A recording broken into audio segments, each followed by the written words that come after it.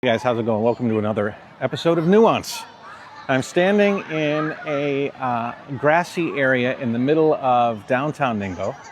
I am surrounded by beautiful towers. In fact, this one here houses the Ritz-Carlton, and it just opened today. So there's a big hoorah and beautiful lights on the building, and they just had a light show. Yesterday they had a drone show where they sent drones up, and it was really it's funny, I'm illuminated right now. I got light cast right on my face. This spot here was designed for video. Anyways, they had a drone show. They had them all around in the area I'm standing right here. They had 1,000 drones. They went up, they made a whole bunch of shapes, flowers and butterflies flapping wings. It was amazing. Too bad, all of that effort went into entertaining a group of peasants. You see all these peasants around here? They're all peasants. Well, you know what I'm going to talk about. Well, you might not know, but I'm going to tell you, unfortunately. So, the Vice President of the United States, JD Vance, at one point called Donald Trump Hitler, and then fast forward a little while, becomes Vice President of the United States. So, just by saying that, you can see how much his opinion is worth, even to himself. If you were willing enough to publicly call somebody Hitler, and then they came up to you and said, I'm going to give you a great job, would you take it? If you really thought that person was Hitler, well, he did. So he's a scumbag. That is really unfortunate because the two people that set the image for the United States are scumbags. And I apologize if you're a Trump fan, but I have a feeling this is going to play out really, really bad. I might be eating my words, but I think the consensus from all the educated people is what's happening right now is going to be a global problem. Hello. I'm in this courtyard, and I kind of wanted to talk about something that JD Vance said. He was on an interview on Fox News, and he said, what has the globalist economy gotten the United States of America? And the answer is fundamentally it's based on two principles: incurring a huge amount of debt to buy things that other countries make for us. I guess you could understand. You incur a ton of debt, and then you end up spending money on products from the outside. You're sending that money out of the country. It's not really that way because the money that's spent outside ends up coming back in products and services that people end up making a profit on in America, but whatever. That's an economist issue, and we can argue that. He didn't really think at that point, talking on live TV on Fox News, that wasn't good enough. He needed to add some nuance to his statement, and this nuance was a different kind of nuance that I add or hope to add. This nuance was designed to give you a little bit more idea into the mind of the Vice President of the United States, who has the ear of the President of the United States and who represents all of us Americans around the world. So he said, and to make it a little bit more crystal clear, we borrow money from Chinese peasants to buy the things those Chinese peasants manufacture. So he says, let me make it crystal clear. He's like, I thought I wasn't clear before. I thought it was pretty clear.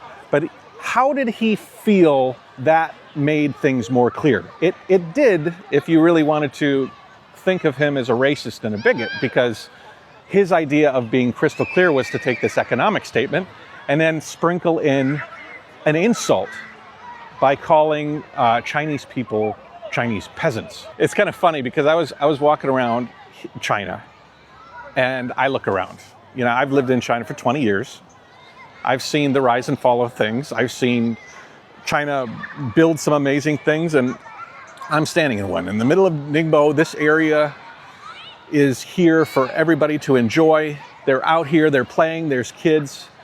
I'll tell you the truth, not a peasant in sight. These people in China are not to be underestimated. And that message by JD Vance, it just undermines the direction we need to go. It's the weakest rule in the book. They're not smart. They're not sophisticated. They're not an adversary. They're not clean. They're not industrious. They're nobody you even really need to worry about because they're Chinese peasants. This is sort of the way that I think America seems to be going. Is like underestimating everybody, thinking that you can just bully everybody around and call them names, and expect them to come to you crawling and begging for mercy. And China hasn't done that. In fact, I just heard the news just now that China increased their tariff against America by 85%. Hi. What's your name? 你叫什么名字? Noi Qing? It's okay, it's okay. Nice to meet you. 很高兴认识你. Very nice to meet you. These people, that little girl just came up to me, spoke English. She said, nice to meet you. How are you? I don't know. How many Chinese people in America get kids walking up to them saying, 你好, 你叫什么名字? 你好不好? I don't think many. So JD Vance says this, and he doesn't temper it by saying Chinese business peasants, or he doesn't classify it in any way. He refers to all Chinese people in that statement. That's Chinese people is broad. That could be Chinese people in China, or Chinese people in America, or Chinese people anywhere. You're all a bunch of peasants to the Vice President of the United States of America. It's funny because I showed that to a few friends of mine here in China, and they were like, oh, that's an odd thing to say. And I said, why do you have that reaction? Because it was an insult. Like, it was like he was insulting you.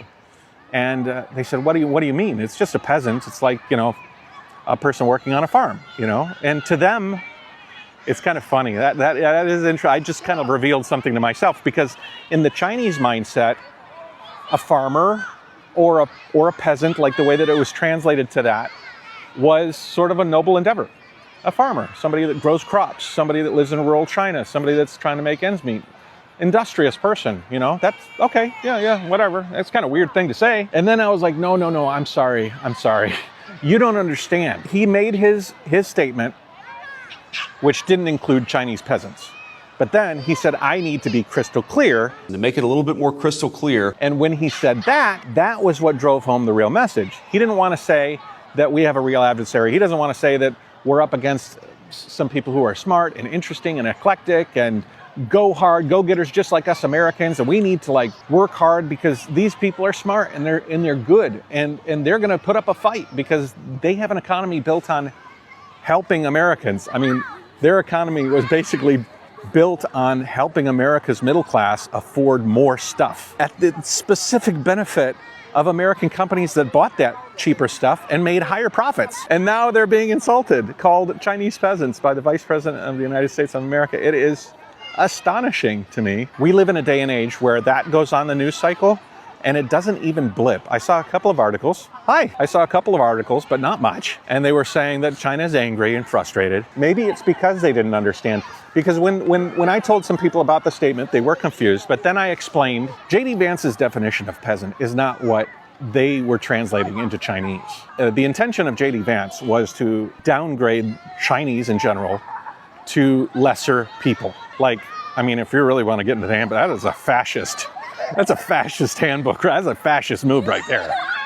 Basically saying, let me make it clear. We need to buy from America instead of buying from Chinese peasants. It's a really dumb statement on its face. Even if you wanted to make a fascist statement, or a racist statement, fascist statement, he basically admits good, bad, ugly.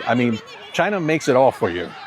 And here he's saying that they're Chinese peasants. Well, you've probably got a house, JD Vance, full of merchandise that peasant class, you say.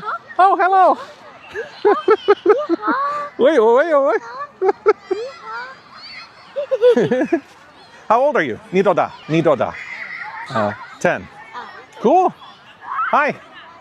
I love youth. Kids, amazing.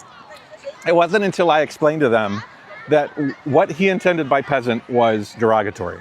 And really derogatory. When I heard it, I was, like I said, astonished. And I couldn't believe that this statement just sort of flew through. The global economy is taking some serious hits, and so I understand why it's not top news. And if you look at Donald Trump and his China comments, it's not really new news that China is being demeaned by the leadership in America.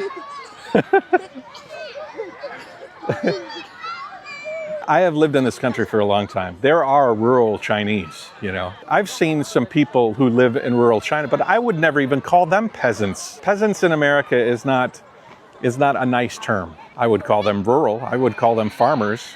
I might even call them poor if it was obvious.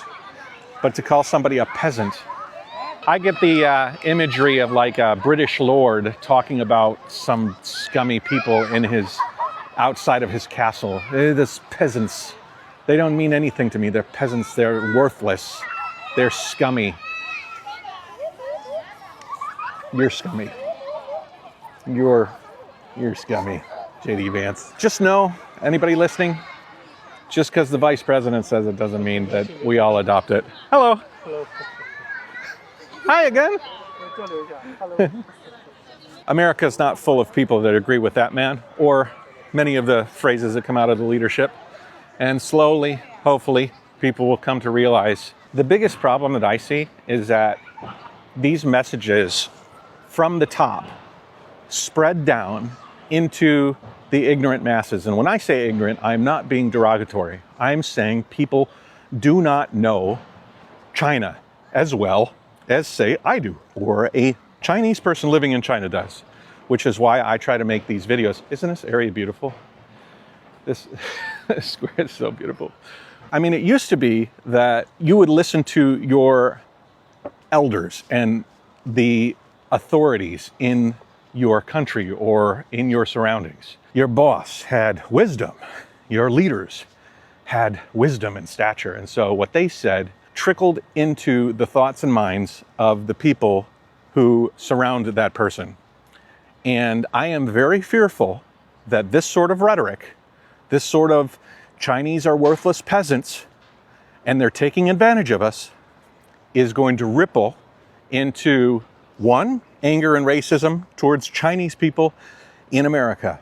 My family, Annie, my daughter, you know, we're going to go back to America pretty soon.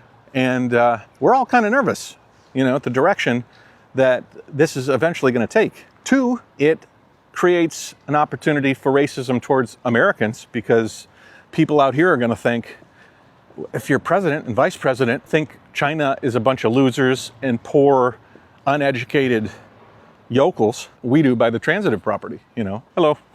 Hi. How are you? Your bag. Is it open? Yeah. Is it? Or is it just papers? It's just papers. It's just, yeah. I don't want to be associated with that sort of language. I don't want people to think that just because my leader says that sort of bigotry statement that I do, that will be a feeling. Thirdly, and maybe the worst, is all of that is caused by the masses putting their faith in their leader. There are many people in America that are going to start molding their thoughts and opinions of Chinese people from the statements coming out of these fucking assholes about this country. It's going to create a divisive culture that might create a racist generation that's going to take a lot of time to undo. It is very sad. I hope those messages are beaten down with more veracity. I hope that you guys out there watching know that most Americans don't believe that kind of bullshit, and we have a bit more of an open mind, especially the ones that are here traveling. I'm on the side of humanity.